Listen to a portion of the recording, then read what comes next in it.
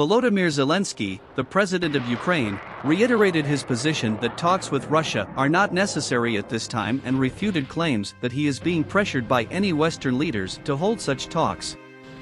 He also disagreed with statements made by his own chief of staff suggesting that the conflict was at an impasse.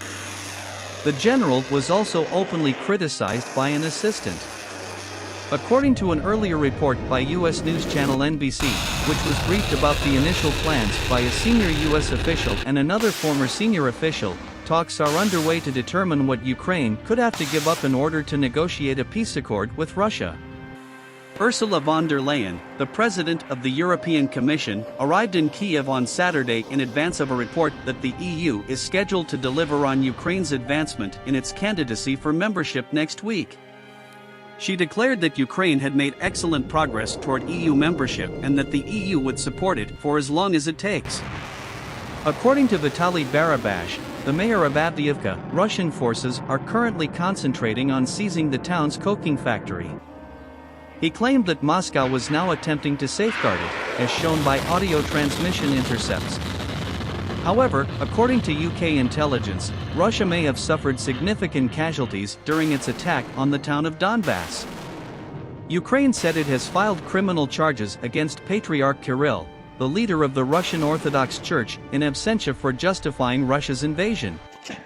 Moscow's most influential spiritual leader, a fervent supporter of President Vladimir Putin, has called the war a historic battle against the forces of evil.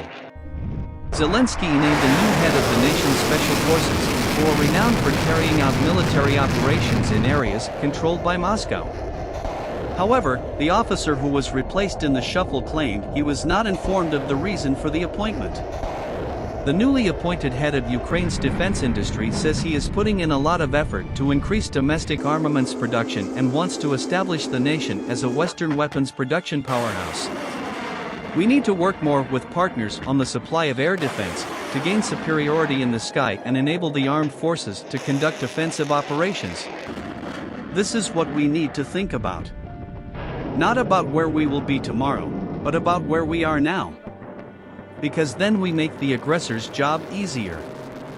I am sure that everything has been very carefully read, in Russia, noted, and conclusions have been drawn, Zhukva said on television today, according to the Kyiv Independent.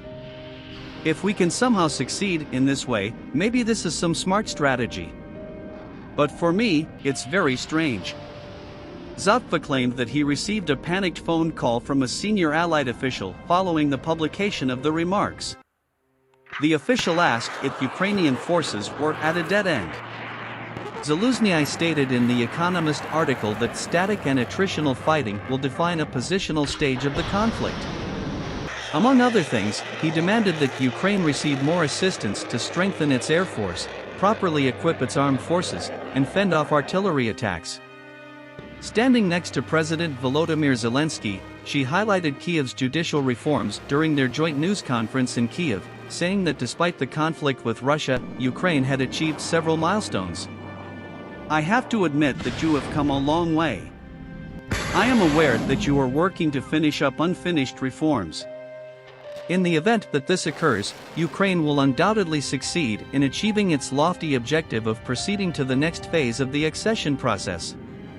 It is anticipated that the EU evaluation, which is due on Wednesday, will detail Ukraine's progress toward meeting the legal, economic, and other requirements necessary to open membership negotiations in December.